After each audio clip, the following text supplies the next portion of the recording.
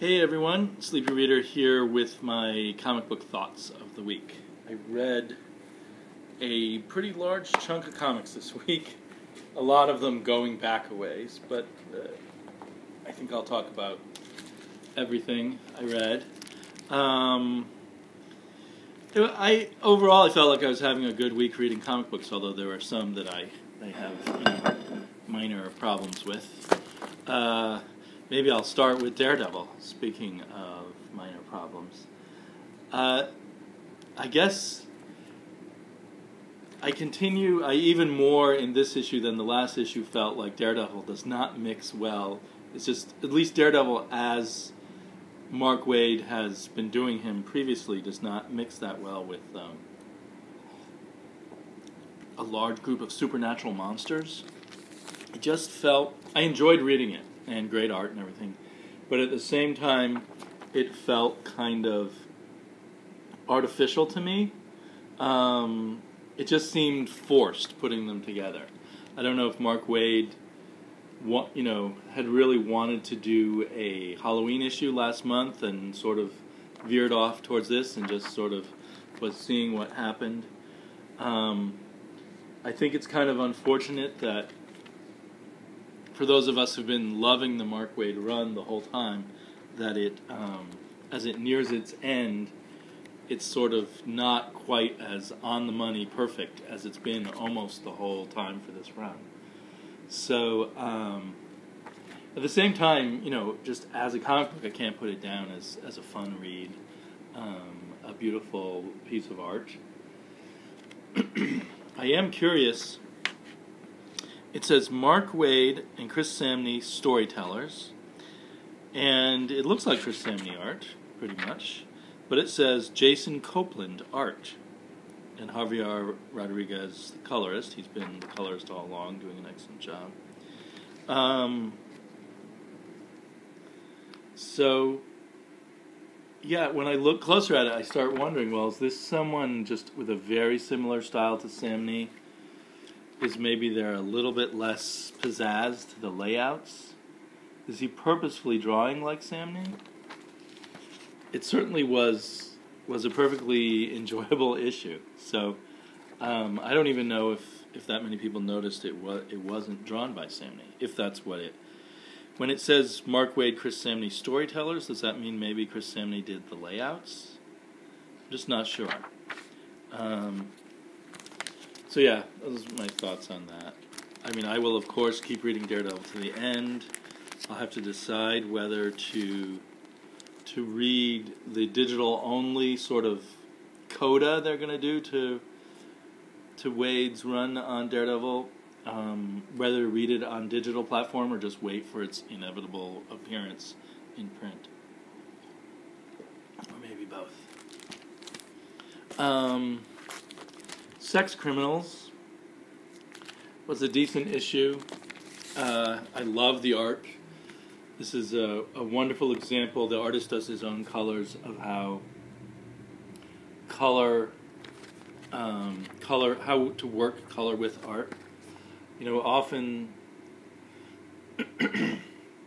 the ability, the ability to do computer colors, can have horrible results, but it also can just have really great results by people who know what they're doing. But every page is just wonderful to look at. The sense of color and the careful use of effects, not the overuse of effects, is just really adds to the quality of this book. There are lots of clever touches here. I think I was kind of in the wrong mood to read this when I read it. I was just kind of in a mood where I was already a little frustrated by maybe feeling old or something, and feeling frustrated by the immaturity of some people.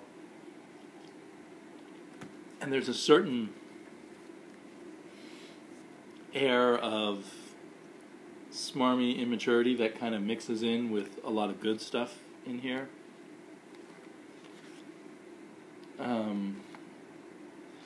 Yeah, what was I? Some example of that, but anyway, certainly I haven't actually read the letters page, but there's, jokey kind of stuff about sex there, and it just seems... It seems a slightly annoying mix of kind of a serious story and then, we have to be jokey about sex, kind of just around the fringes of it. And so I enjoy this. I don't love it as much as I at first thought I would. Maybe the art makes me want to love it. I'll probably keep buying it for now, but I don't necessarily see it as something I'll stick with forever. Because I don't know if I like these characters that much.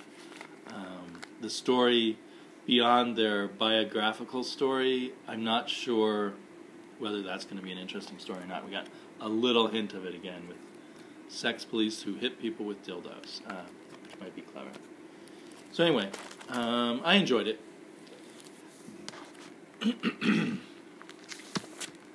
Something else, so I guess I'm going for the negative here. I apologize, but I don't mean to be super negative.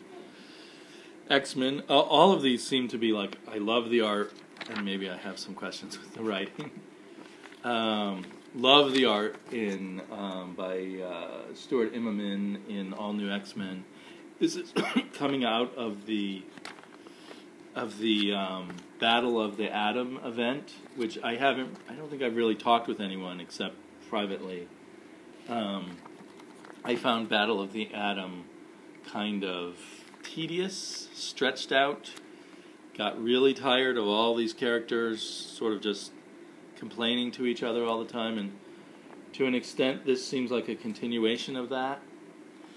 I was hoping from the cover for more of a Kitty Pryde story. You just get a little bit of each character, and you can see the writer Michael Bendis working really hard to think about what each character is going through and what they would say to people, but somehow it's just too much for me, and I feel antsy wanting something more to happen. I have a Marvel subscription to this, meaning Marvel themselves mails this to me in the mail, and so I'll keep getting it. I don't know, if it were a $2.99 book and I bought it regularly, whether I'd be dropping it at this point or not. But I don't mind continuing to get it in the mail. I do mind that I've had a lot of luck with my subscriptions. The copies have almost always been in good condition. But this one has all these flaws on the cover. I think something must have gone wrong in the printing process. It looks almost like the ink was scraped off. You can't feel anything when you touch it. So I feel like they sent me, for the first time, they sent me kind of a reject copy, something that probably a comic book shop would have sent back to them and said, we can't sell this. So that was a slight bummer. Not that I'm too upset. If it happened all the time with these subscription copies, I'd be bothered. Another one I get, so that's, I guess, a week or two old. For most people, that's old news. Another one, which is probably also old news, which I just got this week, was part 3 of the Accursed, the current Thor run, which is very Lord of the Rings-ish, with a fellowship joined together to seek out the bad guy. I have to say that I enjoy it, but I forget it. I couldn't remember anything from the previous issues, except that they had this fellowship. And I don't know if there was anything important to remember from the previous issues. And somehow Malekith keeps eluding them. The art's kind of weird. I mean, it looks nice in a lot of ways, but at times it just had this kind of weird look, and I realized after a while that it must be scanned from the pencil art. And then, and I've liked Ron Garney's artwork in the past. It tends to be kind of a looser, scratchier art style, which kind of makes it, to me, it kind of makes it weird to go directly from the pencils, and the pencil lines just don't feel very strong in it. So then the color kind of, the balance between lines and color seems off to me. And maybe part of why it's not, it seems like Jason Aaron was pitch perfect in the previous 2 story arcs, or the one long story, what it really was, and then in the story he did in between. But here it feels like with this fantasy story, he maybe doesn't have as much of a grip on the exact right tone to take. So at times it's really jokey, and it is kind of funny, but in a way that makes the story have very little heft. And other times there seems to be, some issues for Thor about leadership and how to make things work. But it's just not, it doesn't strike the perfect tone that the other Aaron issues have. And I understand from, people talking about, like, Aaron's run on Wolverine on the X-Men, which I've never read, that he often goes funny. So maybe I'm just not quite in tune with him when he goes funny, and or not quite ready for it in Thor. And maybe when you add that to the already overly sort of super familiar Lord of the Rings thing, it makes me think, well, is this a spoof of Lord of the Rings? And do I read Thor for a spoof of the Lord of the Rings? I don't know. Again, I get it by mail. And overall, I like Thor a lot, so it's just an odd issue. I really liked, and I'm liking even more, like I enjoyed issue 1 of Afterlife with Archie, but issue 2 really clicked. It really feels like a good horror movie, in the old-fashioned 1980s horror movies kind of feel. And Francovilla's artwork is perfect for that. There's nice kind of wacky touches of characterization that connect with what little I know about the Archie world. We've got Cheryl Blossom shows up at the very beginning, and I know she's kind of often appears as a bad guy in the love triangles, etc. And it kind of implies that she has a incestuous relationship with her brother, which I don't know if is that a subtext that you normally pick up in Archie's. Anyway, it was really cool. It both had that teenage jokey, a bit of a teenage jokey feeling, a bit of a soap opera feeling, and a lot of that horror movie feeling. And that whole sort of teenage vibe that it captures works perfectly for the horror movie vibe anyway. So I really liked it. It's a really nice package. It's a really good deal. I think it was a 24 or 25 page story, then there's a letter page, and then in the back is a reprint of a 5-page black and white story written and drawn by Gray Morrow, who old-time guys like me might remember Gray Morrow. He used to do work in comics, and then he moved on to doing science fiction book covers and stuff. And he had a very unique style in mainstream comics for back in the 70s, or 60s and 70s. So I haven't read that one yet. I'm looking forward to reading it. And it's printed on this really unusual paper stock, which almost has this slight graininess to it that feels really nice. So I think, and at $2.99, I mean, if you can pick up Afterlife with Archie, get issue 1 and get issue 2, I would do it. I think it's well worth it. Whether or not you normally would have any interest in Archie.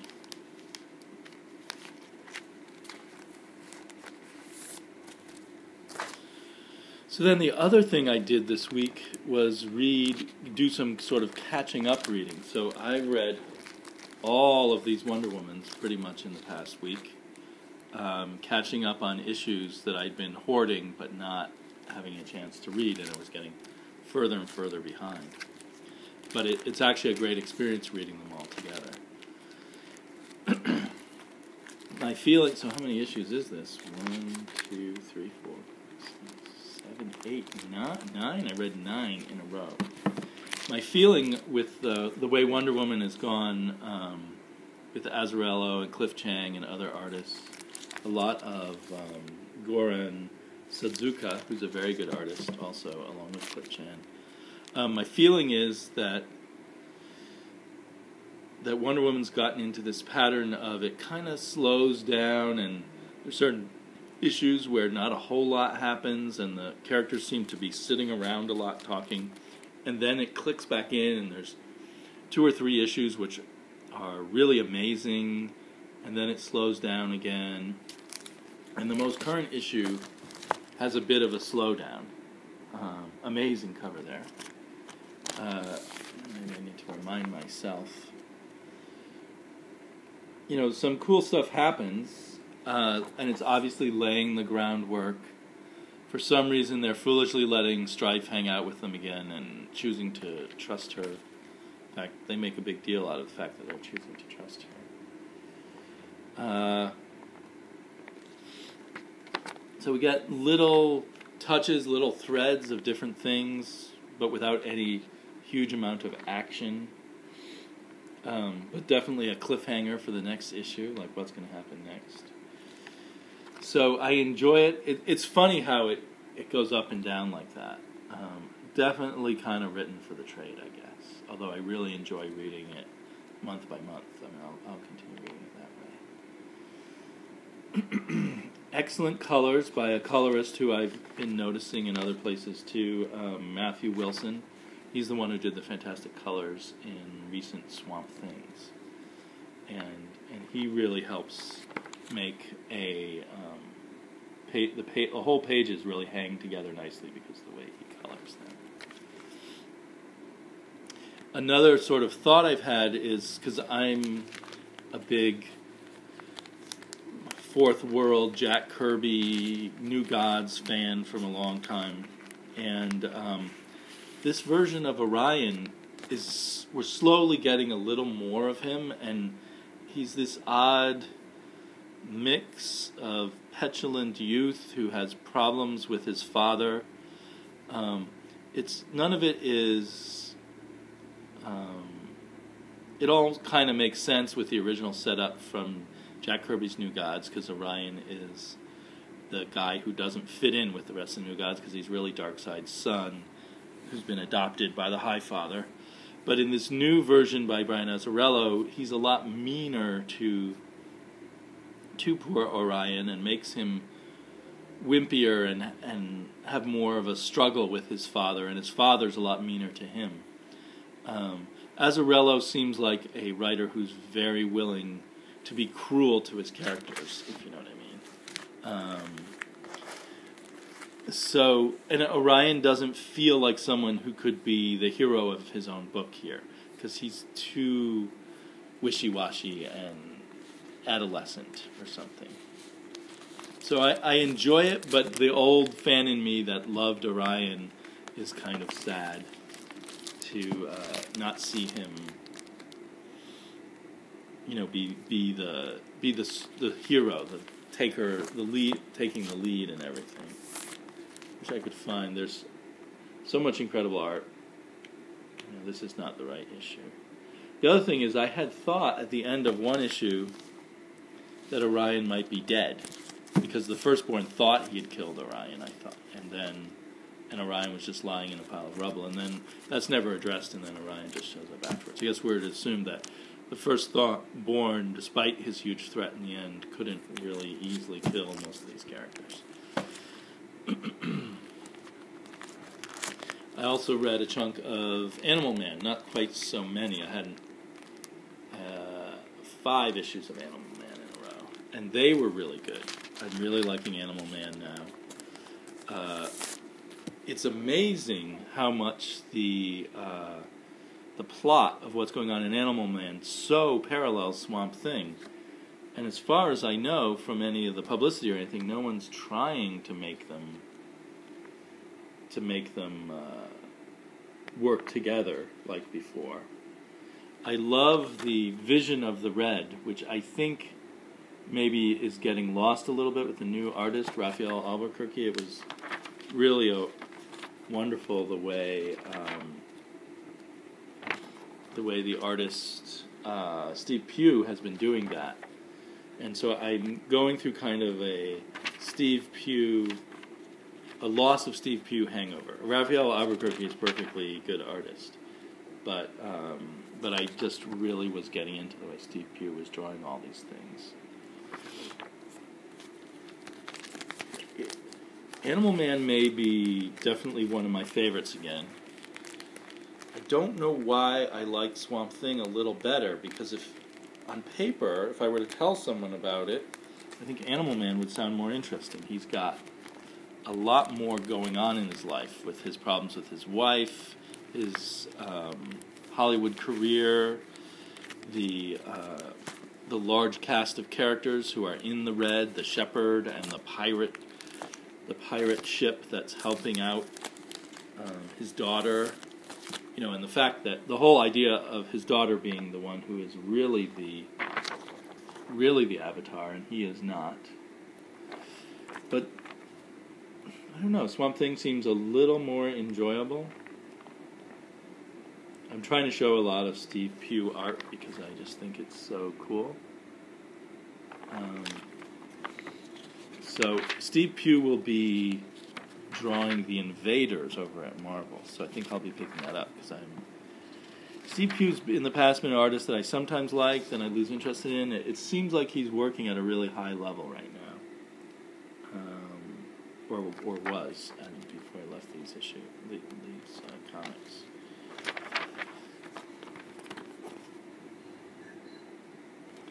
And so then Raphael Albuquerque has a more kind of scratchier, moodier, good for horror comics kind of style. It's definitely enjoyable. It's a lot more heavy blacks. It reminds me a little more of Gene Colan, maybe. It's another thing that these Animal Man issues, they're probably more sophisticated, but they remind me of 70s Marvel horror comics that always had a touch of the superhero combined with the horror elements. So yeah, this is very cool art by Raphael Albuquerque. It just doesn't, it's heavier on the moody horror and maybe not as good at the sort of delicately drawn fantasy kind of sequences. And not that Steve Pugh was bad at the horror part, but it's just different. So that's what I've been reading. There were a few comic books that I picked up this week that I haven't got to read yet, because they were part of other stacks of comics that I need to catch up on, Supergirl and Clone. So I'm hoping this weekend to have time to read some of those. And I will talk to you guys all pretty soon. Bye-bye.